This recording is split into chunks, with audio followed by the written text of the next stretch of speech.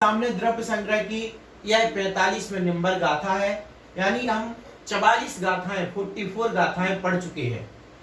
यहाँ पर प्रकरण चल रहा है मोक्ष मार्ग का, और मोक्ष मार्ग में सम्यक दर्शन, सम्यक ज्ञान, सम्यक चारित्र की एकता होती है।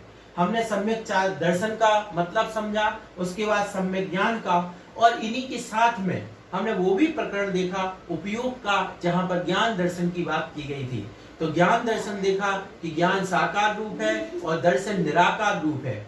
ज्ञान में विशेषता आती है, आकार आता है, लेकिन दर्शन किसी भी प्रकार के पदार्थ की ना तो विशेषता ग्रहण करता है ना ही आकार ग्रहण करता है, तो सामान्य ग्रहण। इस प्रकार से दर्शन ज्ञान भी देखा था।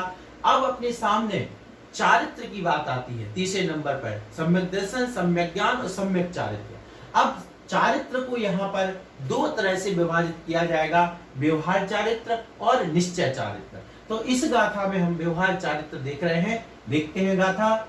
अशुभा दो विनिवित्ति सोहे पवित्ति अजान चारित्रम वद समिति गुत्तिरूवम व्यवहारेण यादुजिणो भड़ियम।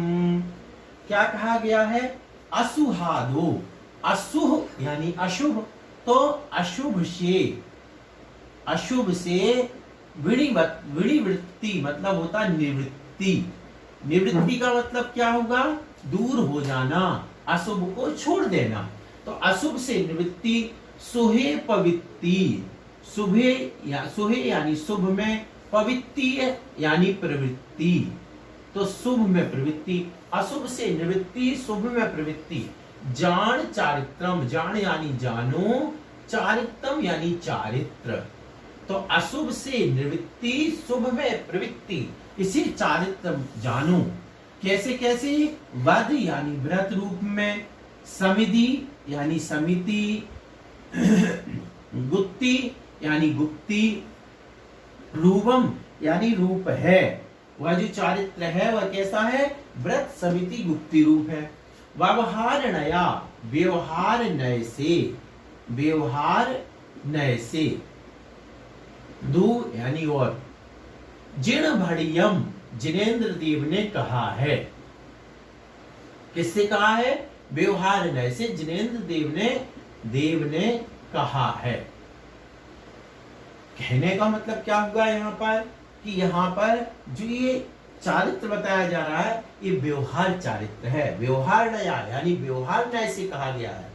ये जो चारित्र यहाँ बताया जा रहा है ये व्यवहार नया, व्यवहार नय से जिण भड़ियम, जिनेन्द्र देव द्वारा कहा गया है।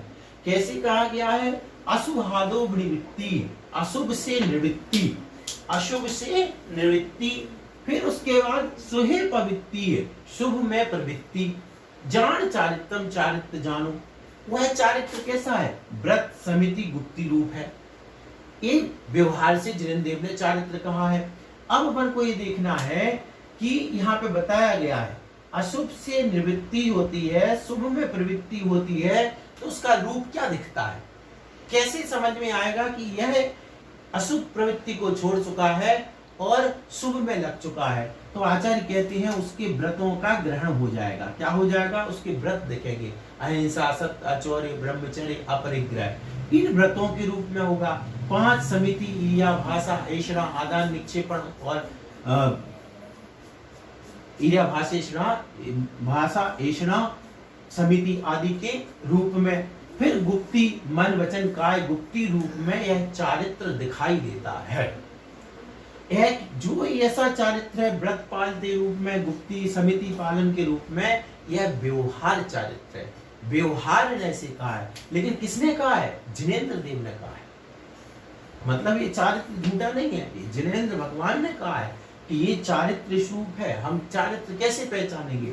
तो व्रत, समिति, गुप्ति आदि के रूप में। कितनी अच्छी बात कही गई कि व्यवहार चारित्र क्या है? अशुभ को छोड़ देना। अशुभ क्या है?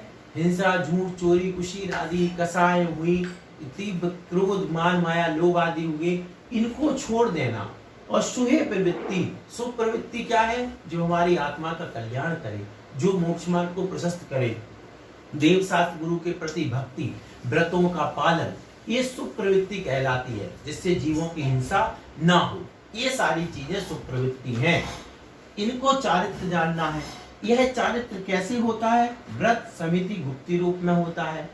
लेकिन जो ये व्रत समिति गुप्ती रूप चारित्र है, यह जिनेंद्र भगवान ने व्यवहार नय से कहा है, यानी व्यवहार चारित्र है। तो यहाँ से एक बात और सिद्ध हुई कि ये व्यवहार चारित्र है और निश्चय चारित्र अलग है। उसकी गाथा अगले क्रम में, मतलब 45 के बाद अगली गाथा होगी 46, जिसमें निश्चय चारित्र का स्वरूप अपन समझेंगे।